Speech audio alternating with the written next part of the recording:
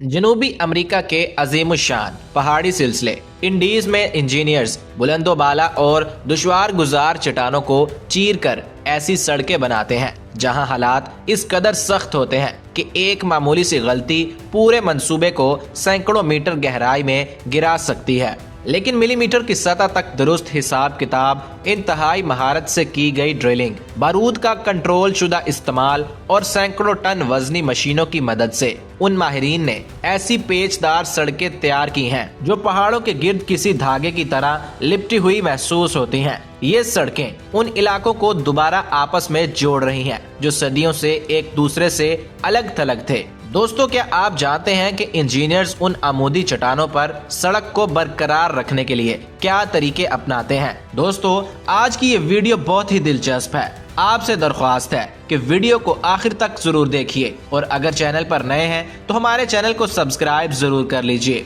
प्यारे दोस्तों, world in Urdu में सलमान बेग की तरफ से अस्सलाम वालेकुम। सबसे पहले पहाड़ी सड़कों का जायजा लेते हैं। इंडीज के पहाड़ों में सड़क बनाना सिर्फ नकलो हमल का मसला नहीं, बल्कि ये जमीन के सबसे मुश्किल तरीन रास्तों से बराह रास्त मुकाबला है। पीरो, चिली और बोलीविया की कई बड़ी सड़कें 3000 से 4500 मीटर की बुलंदी पर तामीर की गई हैं, जहां हवा का दबाव कम होने की वजह से मजदूरों के काम करने की सलाहियत 30 से 40% तक कम हो जाती है। यहाँ मौसम की सूरत हाल भी लम्हों में बदलती है। शदीद धूप कुछ ही देर में बर्फबारी में तब्दील हो सकती है। उन मंसूबों में कुल लागत का 6% से ज्यादा हिस्सा सड़क की सतह पर नहीं बल्कि चट्टानों की कटाई, ढलवानों को मजबूत बनाने और जमीन के खिसकने यानी लैंड स्लाइडिंग को रोकने पर खर्च होता है। आमतौर पर ये सड़कें 2 मराहिल में बनाई जाती हैं। पहले मरहले में पहाड़ के बैरूनी हिस्से को काटकर रास्ता निकाला जाता है और उसी मुख्तलिफ सतूनों और तारों के जरिए मजबूत किया जाता है। जब पहाड़ की ढलवान बहुत ज्यादा खड़ी या कमजोर हो जाए तो दूसरे मरहले का आगाज होता है,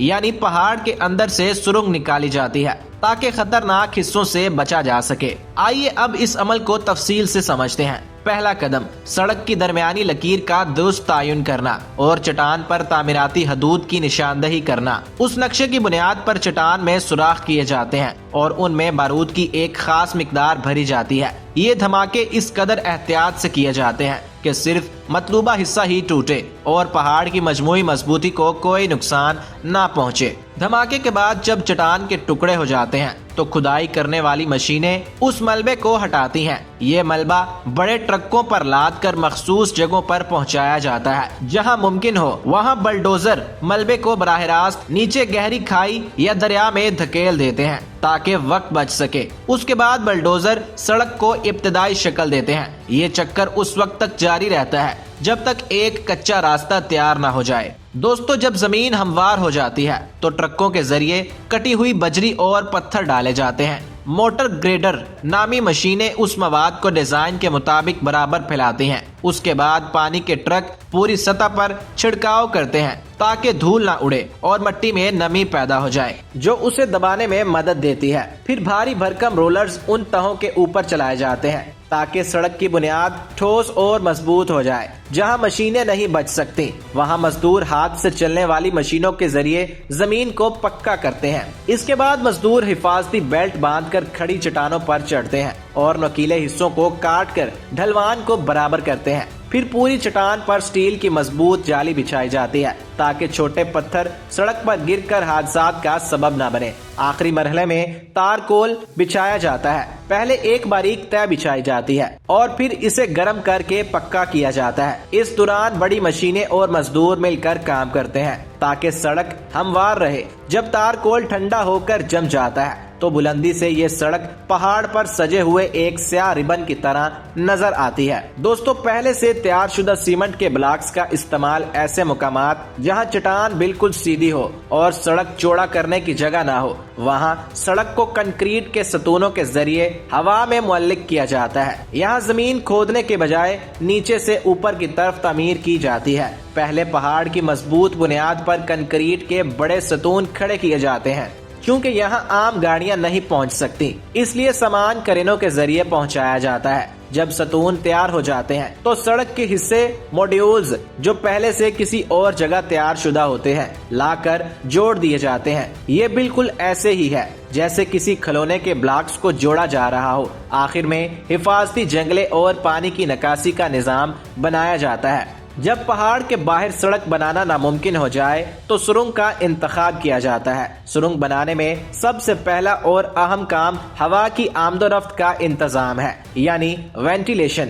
سینکڑوں میٹر گہرائی میں آکسیجن کی کمی اور گرمی کی وجہ سے دم گھٹ سکتا ہے، اس لیے اوپر کی سطح سے گہرے سوراخ کیے جاتے ہیں تاکہ ہوا اندر آ سکے اور زہریلی گیسیں باہر نکل سکیں۔ سرنگ کھودنے کے لیے ایک وہیکل مشین استعمال کی جاتی ہے جسے TBM یعنی ٹنل بورنگ مشین کہتے ہیں۔ یہ مشین سینکڑوں حصوں میں یہاں لائی جاتی ہے اور پھر اسے جوڑا جاتا ہے۔ اس کا وزن 3000 ٹن سے بھی زیادہ ہو سکتا ہے اور یہ 30 منزلہ عمارت جتنی لمبی ہو سکتی ہے۔ اس کا اگلا حصہ جو فولادی دانتوں والا ہوتا ہے پوری طاقت سے گھومتے ہوئے پہاڑ کو کاٹتا ہے۔ کٹا ہوا ملبہ ایک پٹی کے ذریعے باہر نکالا جاتا ہے۔ یہ مشینیں دن رات کام کرتی ہیں اور سوئٹزرلینڈ کی 57 کلومیٹر لمبی سرنگ جیسی بڑی تعمیرات انہی کی مرہون منت ہے۔